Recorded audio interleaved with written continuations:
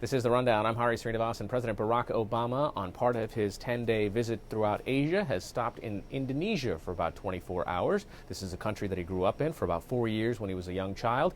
And joining us now is Will Carlos, a reporter from Global Post. He has been out on the streets of Jakarta for the last 24 hours. Will, thanks for being with us. How do people there feel about President Obama's visit? Mixed results.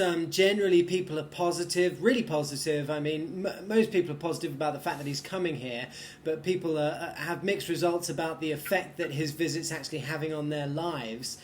Quite a few people complaining about believe it or not, the traffic snarl-ups as a result of roads being closed down and massive numbers of police and military guys being deployed on the streets for security. I actually spoke to a couple of people in restaurants who said that business was down because a lot of people, instead of going out for lunch, were tending to stay in their offices and not go out on the streets where they might get stuck in traffic, believe it or not. This is the largest Muslim country on earth. When you spoke to people, did you get a sense that the strides that the president has attempted to take in trying to repair relations between America and the Islamic world, are they paying off at all?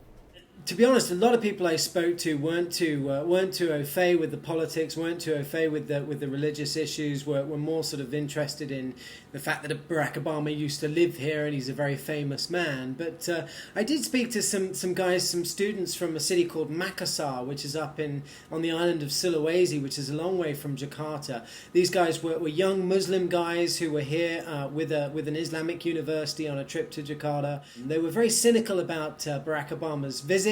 They were cynical about his promises to forge closer ties with the Muslim world. Young man told me this is all about American imperialism. He's not really interested in appealing to Muslims. He's just doing it for PR and for photo opportunities. The same guy did later relent that the current president is perhaps closer to and making more effort than previous presidents, but still doesn't think he's going anywhere near enough. I think he wanted to see more action and fewer photo opportunities. Speaking of photo opportunities, are people pausing in their daily lives to take note of where the president is or what he's doing? I know that ABC's Jake Tapper had sent out a picture on Twitter of this was the cover story of a magazine, Tempo magazine, and I'd heard that from the New York Times article that even the press corps was applauding when the president's plane landed. It's a very big deal here, particularly after this trip's been cancelled twice already. Almost was cancelled again because of the volcanic dust, and I understand it's probably going to be cut short because of the volcano too. I think a lot of people, looking over their shoulders and kind of pinching themselves. Is this really happening? Is he really here?